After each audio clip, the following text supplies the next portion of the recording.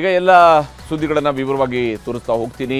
ಈಗಾಗಲೇ ಪಾಕಿಸ್ತಾನ ತನ್ನ ನರಿಬುದ್ಧಿಯನ್ನು ಬಿಡ್ತಾ ಇಲ್ಲ ಅನ್ನೋಂಥದ್ದು ಸಾಬೀತಾಗಿದೆ. ಆಪರೇಷನ್ ಸಿಂಧೂರ್ ಹೆಸರಿನಲ್ಲಿ ಪಾಕಿಸ್ತಾನದೊಳಗೆ ಅಡಗಿದ್ದಂತಹ ಉಗ್ರರನ್ನ ಭಾರತ ಸಂಹಾರ ಮಾಡುವಂತಹ ಕೆಲಸವನ್ನು ಮಾಡಿತು. ಆದರೆ ಇದರಿಂದಾಗಿ ತನ್ನಲ್ಲಿರುವಂತಹ ಉಗ್ರರನ್ನ ಕೊಂದಿದ್ದಾರೆ ಅನ್ನುವಂತಹ ಕಾರಣಕ್ಕಾಗಿ ಪಾಕಿಸ್ತಾನ ಮಾಡಿರುವಂಥದ್ದು ಭಾರತದ ಅಮಾಯಕರ ಮೇಲೆ ದಾಳಿ. ಭಾರತೀಯ ಸೇನೆ ಕೆಚ್ಚೆದೆಯಿಂದ ಪಾಕ್ನ ದಾಳಿಯನ್ನ ನಿಷ್ಕ್ರಿಯಗೊಳಿಸುವಂಥದ್ರಲ್ಲಿ ಯಶಸ್ವಿಯಾಗಿದೆ. ಜೊತೆಗೆ ಪಾಕಿಸ್ತಾನದ ನೆಲಕ್ಕೂ 2 ಸಲ ಕ್ಷಿಪಣಿಗಳನ್ನು ಡ್ರೋನ್ಗಳನ್ನು ನುಗ್ಗಿಸಿ ಸರ್ವನಾಶ ಮಾಡುವಂತಹ ಎಚ್ಚರಿಕೆಯನ್ನು ರವಾನಿಸಿದೆ.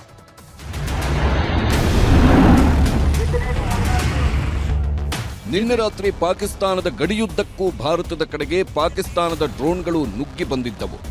ಆಗಸದಲ್ಲೇ ಅದನ್ನ ಸ್ಫೋಟಿಸಿ ದೇಶ ರಕ್ಷಣೆಯ ಕೆಲಸವನ್ನ ಭಾರತದ ಹೆಮ್ಮೆಯ ಸೇನಾಪಡೆಗಳು ಮಾಡಿ ಮುಗಿಸಿದ್ದವು. ಭಾರತದ ಸೇನಾಪಡೆಗಳ ಕೂದಲು ಕೊಂಕಿಸಲು ಸಾಧ್ಯವಾಗದ ಪಾಕಿಸ್ತಾನ ಇಂಗು ತಿಂದ ಮಂಗನಂತಾಗಿತ್ತು.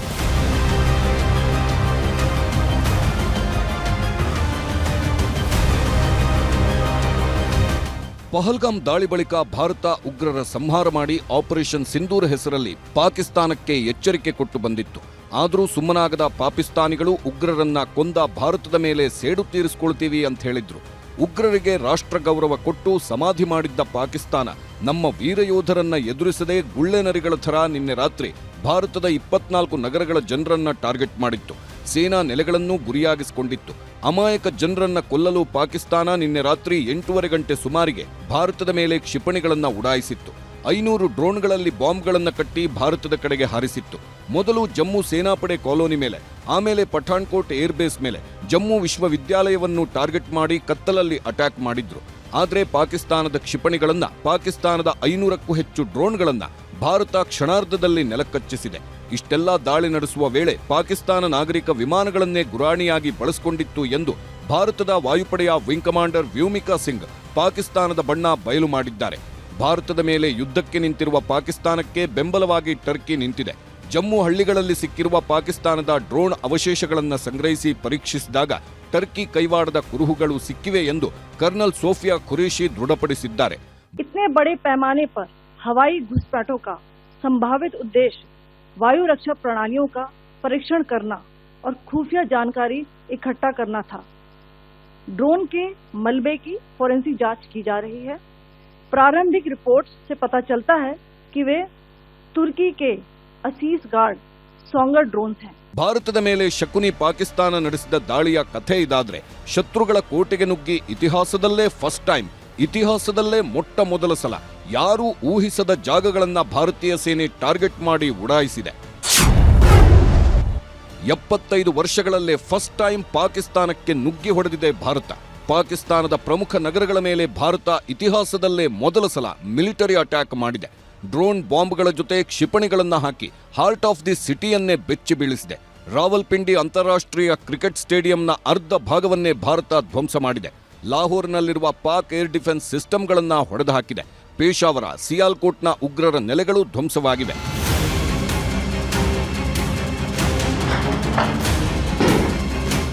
ಭಾರತ ಪಾಕಿಸ್ತಾನದೊಳಗೆ ನುಗ್ಗಿ ಇಷ್ಟು ದೊಡ್ಡ ಮಟ್ಟದ ದಾಳಿ ಮಾಡಿದ್ದು ಇದೇ ಮೊದಲು.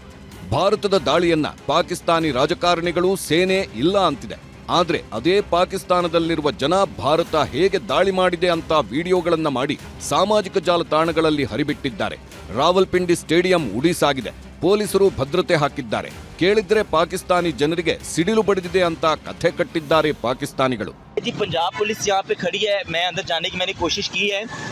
इतने नालायक आदमी हैं, जाहिल आदमी हैं. पिंडी फूड स्ट्रीट के अंदर जो ड्रोन हमला हुआ है, अंदर जाने की कोशिश की है. कह रहे हैं जी आसमानी बिजली गिरी है. शर्म नहीं आती इन लोगों को झूठ बोलते हुए. यार ये हमारे इदारे के लोग हैं, मुझे कह रहे हैं जी आसमानी बिजली गिरी है. ಇನ್ನು ಈ ದೃಶ್ಯ ನೋಡಿ. ಉಗ್ರರನ್ನ ಸಾಕೋಕೆ ತರಬೇತಿ ನೀಡೋಕೆ ಬಳಸ್ತಿದ್ದ ಮದರಸಾಗಳನ್ನ ಭಾರತ ಹೇಗೆ ಉಡಾಯಿಸಿದೆ ಅಂತ. ಭಾರತ ದಾಳಿಗೈದ ಕ್ಷಿಪಣಿಗಳ ಅವಶೇಷಗಳನ್ನ ಹೇಗೆ ಗುಜರಿಗೆ ಅಂತ ಹರಾಜಿಗಿಟ್ಟಿದ್ದಾರೆ ನೋಡಿ. तो ये है जी मिसाइल जो आके लगा है उसके पुर्जे, और कुछ पुर्जों को यहाँ पे रखा गया है. मैं आपको दिखाता हूँ. एक फर्स्ट जो बड़ा एक टुकड़ा है वो ये है, ठीक है, और उसकी जो बाकियात है वो ये रखी गई है. ಪಾಕ್ ನಗರಗಳನ್ನೇ ಭಾರತ ಟಾರ್ಗೆಟ್ ಮಾಡಿದ್ಯಾಕೆ? ಆಪರೇಷನ್ ಸಿಂಧೂರ್ ಹೆಸರಲ್ಲಿ ಮೇ 7ಕ್ಕೆ ಭಾರತ 21 ಸ್ಥಳಗಳಲ್ಲಿ 9 ಉಗ್ರರ ಕ್ಯಾಂಪ್ಗಳನ್ನ ಧ್ವಂಸ ಮಾಡಿತ್ತು. ಇದಕ್ಕೆ ಸೇಡು ತೀರಿಸ್ಕೊಳ್ತೀವಿ ಅಂತ ಕಾಲ್ ಕೆರ್ಕೊಂಡ್ ಬಂದು ಗೂಸಾನು ತಿಂದ್ರು. ಯಾವ ಮಟ್ಟಿಗೆ ಅಂದ್ರೆ ಭಾರತವನ್ನ ಇನ್ನೊಂದ್ಸಲ ಕೆಣಕಿದ್ರೆ ಅರ್ಧ ಪಾಕಿಸ್ತಾನವೇ ನಾಶವಾಗುತ್ತೆ ಅಂತ ಭಾರತ ಎಚ್ಚರಿಕೆ ಕೊಟ್ಟಿದೆ. ಅಷ್ಟಕ್ಕೂ ಪಾಕಿಸ್ತಾನದ 6 ನಗರಗಳನ್ನೇ ಭಾರತ ಟಾರ್ಗೆಟ್ ಮಾಡಿದ್ಯಾಕೆ ಅಂತ ನೋಡೋದಾದ್ರೆ, ಪಾಕಿಸ್ತಾನದಲ್ಲಿ ಅತಿ ಹೆಚ್ಚು ಜನಸಂಖ್ಯೆಯುಳ್ಳ 2ನೇ ನಗರಕ್ಕೆ ನುಗ್ಗಿ ಭಾರತ ಡ್ರೋನ್ ದಾಳಿ ಮಾಡಿದೆ. ಪಾಕಿಸ್ತಾನದ ಬಹುಪಾಲು ಆದಾಯ ತರುವ ನಗರದಲ್ಲಿ ಭಾರತ ದಾಳಿ ಮಾಡುತ್ತೆ ಅನ್ನೋದನ್ನು ತೋರಿಸಿದೆ. ವಿದೇಶಿಗರ ಪ್ರವಾಸಿ ನಗರವನ್ನೇ ಗುರಿಯಾಗಿಸಿ ಪ್ರವಾಸೋದ್ಯಮ ಮುಚ್ಚಿಸುವ ಎಚ್ಚರಿಕೆ ಕೊಟ್ಟಿದೆ. ಪಂಜಾಬ್ ಮುಸ್ಲಿಂ ಸಂಸ್ಕೃತಿ, ಕಲೆ, ಸಂಗೀತದ ತವರೂರು ಉಳಿಯಲ್ಲ ಅಂತ ವಾರ್ನಿಂಗ್ ಕೊಟ್ಟಿದೆ. ಜನರನ್ನ ಮುಟ್ಟದೆ ಡ್ರೋನ್ ದಾಳಿ ನಡೆಸಿ ಭಾರತ ವಾರ್ನಿಂಗ್ ನೀಡಿದೆ.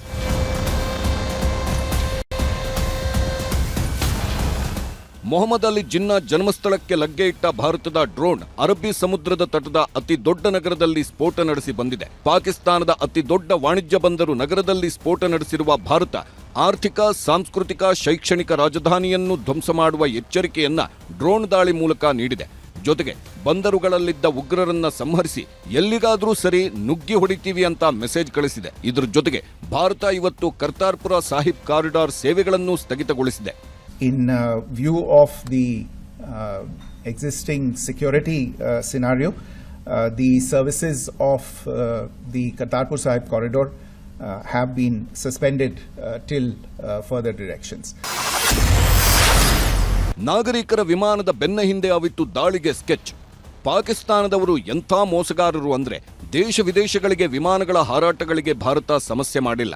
ಆದ್ರೆ ಪಾಕಿಸ್ತಾನ ಅದೇ ನಾಗರಿಕ ವಿಮಾನಗಳ ಹಿಂದೆ ಪಾಕ್ ಸೇನಾ ವಿಮಾನಗಳು ಬಚ್ಚಿಟ್ಟುಕೊಂಡು ದಾಳಿಗೆ ಮುಂದಾಗಿದ್ವು. ಹಾಗಾಗಿ ಭಾರತ ಪಾಕಿಸ್ತಾನದ ವಾಯು ರಕ್ಷಣಾ ವ್ಯವಸ್ಥೆಯನ್ನೇ ಒಡೆದುಹಾಕಿ ಪಾಕ್ ಫೈಟರ್ ಜೆಟ್ಗಳನ್ನ ಹಿಮ್ಮೆಟ್ಟಿಸಿದೆ. ಇದನ್ನ ವಿಂಗ್ ಕಮಾಂಡರ್ ವ್ಯೋಮಿಕಾ ಸಿಂಗ್ ಅವರೇ ಖಚಿತಪಡಿಸಿದ್ರು. Pakistan is using civil airliners as a shield, knowing fully well that its attack on India would elicit a swift air defense response. This is not safe for the unsuspecting civil airliners, including the international flights which were flying near IB between India and Pakistan. ಭಾರತವನ್ನ ಕೆಣಕಿ ಪಾಕಿಸ್ತಾನ ಮೊನ್ನೆ ಸಣ್ಣ ಗಾಯ ಮಾಡಿಕೊಂಡಿತ್ತು. ನಿನ್ನೆ ಮತ್ತೆ ಕೆಣಕಿ ಗಾಯವನ್ನ ದೊಡ್ಡದು ಮಾಡಿಕೊಂಡಿದೆ. ಬಾಯಿ ಮುಚ್ಕೊಂಡು ಇಲ್ಲಿಗೆ ಸುಮ್ಮನಿದ್ರೆ ಪಾಕಿಸ್ತಾನಕ್ಕೆ ಉಳಿಗಾಲ. ಇಲ್ಲ ಅಂದ್ರೆ ಪಾಕಿಸ್ತಾನಕ್ಕೆ ಆಗಿರೋ ಗಾಯದಿಂದ ಅಂಗಾಂಗಗಳನ್ನೇ ಕಳ್ಕೊಳ್ಬೇಕಾದ ದುಸ್ಥಿತಿಗೂ ಬರಬಹುದು. Bureau report, news 18.